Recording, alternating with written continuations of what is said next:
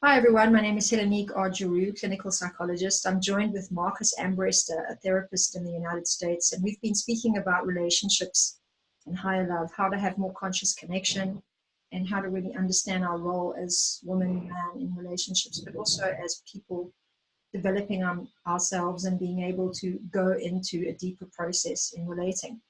So we're actually covering the subject of vulnerability today, and I did a second take on this video because in the first one, I actually spoke about the protests we might have in being vulnerable. But what I meant to say is that we are often in a process about being vulnerable.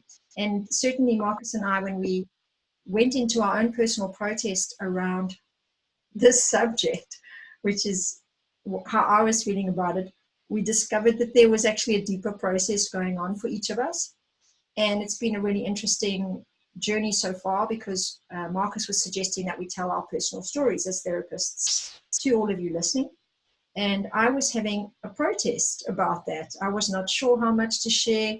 And in that inquiry, I allow myself to go quite deep into it and discovered that there's all kinds of projections that start to happen, maybe as women being asked or told. Sometimes we feel we're being told by the man to do something. There's an opportunity to project stuff onto the man. And I went on my own journey to really figure out that I need to define my own boundary around that and decide what is enough sharing. And we thought we'd put this all on camera. And Marcus is about to feedback now after me sharing with all of you and with him that this has been quite a deep inquiry for me in my professional life, my personal life, maybe for some of you as well. How much do we put ourselves out there? What do we do in relationships when we are asked by life to show ourselves naked and to become really vulnerable in the eyes of the other? How do we navigate that? And what impact does it have on relationships? So Marcus was about to share his response to what I shared, and we're going to witness all together what it's like to go into process around our issues as therapists, but really specifically around being vulnerable in relationship. So you were saying, Marcus, tell us your response. Yeah, the where you had said that there was this conflict that came up between how you've been taught you're supposed to be as a woman, Right. and you're supposed to be, very nice, very cordial, and also you said very pretty, and kind of the feeling I got was subservient in a way. Exactly. And the and there's also this part of all of us that wants to show up as being our very big selves, our powerful selves, and really stand in our power and feel that sense of freedom that comes with being all of who we truly are. And those two can be a conflict. And the and this came up when I said, yeah, we're both such like really super smart people. In teaching like this, we can really get up in our heads, and as therapists, it's great for us to riff on all the psychological stuff, but it can get really heady and it can feel really boring emotionally. So, let's be more raw. And and I felt you immediately, like, whoa, that's, I'm not sure. The and it and it was based in this dynamic of masculine and feminine, and where you felt like I was forcing something on you that you didn't want. And so like when that happens, it's like I got painted as the perpetrator. I got painted as the aggressor. And the and immediately that paints you as a victim.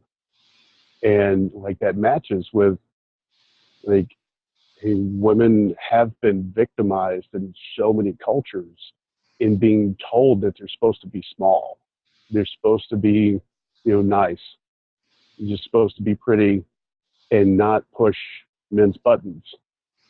And that, and it's kind of ironic because what I was saying is, hey, don't be that way. be your big, raw, wonderful self, but still there's this mandate that you have to be, a certain way. And that, the way relationships go, it's like anytime we start to get close, as we get closer together in any kind of relationship, we can only be as close as we're willing to be vulnerable. And like the second chapter of my book, the book Pillars of Awesome Relationships, the second chapter is called Bright Lights Cast Dark Shadows. And it means that love is the brightest light in the universe. And it makes any unhealed hurt or any internal conflict show up as a very dark shadow. And those dark shadows don't feel good. They don't feel like the bright light of the love that made their darkness show up. And so it's like, as we start to get closer to one another, like something's going to get triggered. And if we can't really be vulnerable with it, and we don't have the skills and tools to be able to heal those old hurts that get dug up, then we're stuck. And we want to get closer, but we can't. And and this was exactly the kind of dynamic that comes up in relationships everywhere. Like, and and I don't want to add too many layers to it, but it's like when you felt this resistance and this protest come up in you, like it started a whole dialogue inside of me, and like that added another layer to it. And as I'm sure you've seen with working with people over the years, it's I always do this, and I say, like, something will happen, and it can be a really innocent thing, but it causes a thing in the other person to get triggered.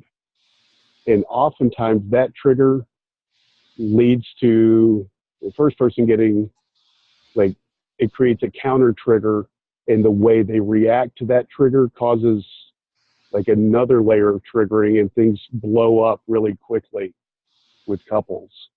And when we have the awareness, and we have the communication skills, and we have the emotional skills, so that when that first thing happens, like if somebody can catch hold of this first trigger that happens and say, whoa, like I just did that thing that I do where felt like I was being pushed, or, I got really scared that you're going to go away, or I got scared that I'm not enough, or, whatever that trigger is. When people can really communicate that in a good way, then it stops there, and it provides that vulnerability so that people can take, another half step closer. And generally in our culture, and it seems like many cultures all over the world, people are not taught those emotional skills and the awareness skills and the communication skills to be able to navigate things like that, very well.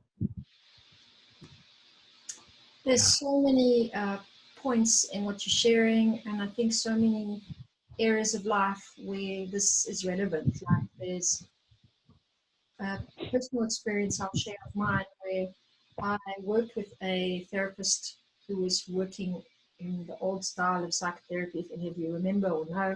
It was relations theory, and it was part of what we talk about as psychologists, the psychodynamic analysis type of work, which I did for 10 years. And I must say, the overall resounding conclusion was that it was very difficult for me to be vulnerable. I think you could say that about pretty much anybody, but understanding the part of the self and understanding yourself well enough to know what you are afraid of when you're doing that, brave face, or being very powerful in the world, or being what other people don't want you to be, or showing more of what you know is unacceptable to others, what you think is unacceptable. All of these things make us vulnerable in so many different ways. And so we have very kind of specific ways that we protect ourselves from all of that. And of course, when you go into a relationship, that part of you is very well developed already because you're an adult. You've got a very specific way that you want to come across. You say certain things, you hold certain things back. Certainly in the beginning of the relationship, you know, you take very special care to make sure that the person doesn't see all of you. And I think whether you're consciously doing that or unconsciously, most human beings operate like that. And that's why we talk about that as a persona, as a mask, some people say. And then more generally that we throw around this word ego, which also refers to that. So I'm just saying this all out for everyone watching, just so we can capture it now and say, okay, so let's say we all have this part of us, just like I do, just like everyone else does. That is an ego that has to stay intact. And obviously in the relationship, if you're unable to show what's behind that, or whenever you're struggling to show what's behind that, it becomes very, very difficult to come closer to the person or to be intimate on a deeper level. Obviously, we can all be intimate in different ways, you know, and we all manage enough to relate, but to really have meaningful connection where you can truly be seen by another person, it requires this kind of vulnerability. So maybe we can go a little bit into what makes it so hard and what kind of breakthroughs or helpful, supportive things can happen when we do manage. Because I think one point we've tried to make now is that there's a certain dynamic between a woman and a man becoming vulnerable to each other. And that dynamic is the two people themselves. How do they feel about vulnerability and really being who they are in the eye of the other? But the other point we were saying is in the background, which I was explaining now through my process, just trying to make it much clearer and articulate it better, is that there is a social, political, kind of gender-based situation. So women feel certain things about being made more vulnerable in the eyes of men, and men feel certain things being made more vulnerable in the eyes of women. So we have certain fears, maybe we could say, as women, about showing the vulnerability to a man. It's not like showing the vulnerability to a woman or showing the vulnerability to a child. There are different types of vulnerability. So what we wanted to try and go deeper into as well today maybe is, what is this difference between a woman showing this vulnerability to a man, and what do men fear and stay away from? What stops men from becoming more vulnerable? And we've touched onto this subject in different ways, but we want to go, I think, really hit it on the head today. And I'll go first just to say, as women, we are really struggling, I think sometimes, as it came up in this projection with you, Marcus, sometimes with the fact that there have been many specific ways that women had to manage themselves and their powerful part, and or their part that is not all agreed upon. We say consensus reality, which gives a nice ring to the idea that we don't all agree here that being this part of a woman is actually being a woman. So it's been censored, it's been cut off, it's been said it's bad, it's been put on the side, you know. So if you speak out and you have an opinion different to a man, you should keep it down. Or so this goes on in relationships unconsciously. Often women are often amongst them saying to themselves and to each other that you shouldn't speak up really if you disagree with him. This still happens in my girl circles, right? Don't ever criticize a man. Don't give him feedback in any way that's negative, because you'll trigger, again, something in the man. So women hide, I'm not saying all the time, but there is a culture of hiding what makes you look weaker or makes you look more intimidating or makes you look unattractive. And from that already we can see that something in that vulnerability is what I think as women we are trying to have courage to open into and to have breakthroughs in relationships, because obviously when a man can see more of all of that and not run away himself or not throw it in your face when you're in a fight, there's really groundbreaking transformation that can happen when you can really see Mm-hmm. each other. So I just wanted to make a point about that there's some aspects of our vulnerability that have been, I say, politicized. In other words, they're out there in society and in the way society constructs femininity. They're not just personal vulnerabilities. They're like, I should be afraid of being a wild woman because the guy won't be attracted to that. Or I should be very quiet about part of me that has, I don't know, an ugly face in the morning, or a disheveled look, or doesn't really like the mother and says something horrible to the mother, or shouldn't be showing myself in ways where I look unappealing or unattractive or unacceptable. And not being able to do that is like being afraid of being vulnerable, or also needing help. It's another really big one, where there's a dance going on all the time about also how independent to be, how vulnerable Mm-hmm. to be, and how much partnering you actually do with a man if you want to still remain, yourself. Like, there's a really big conversation women have about losing their identity in the relationship because of the overgiving Yeah. and the servicing of the man.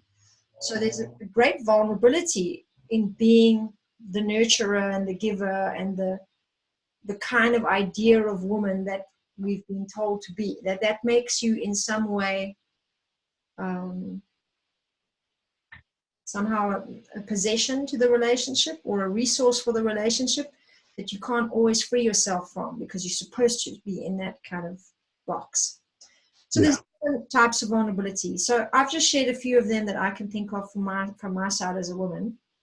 And there's more personal ones, obviously, but perhaps we can go into it a bit more from the male side as well, and also what else you want to respond with. Yeah, like everything. Yeah, I totally see everything that you've just been talking about. And with, men go through the same kind of things, just the content is different. And there's, all the same fears, all the same insecurities, and it and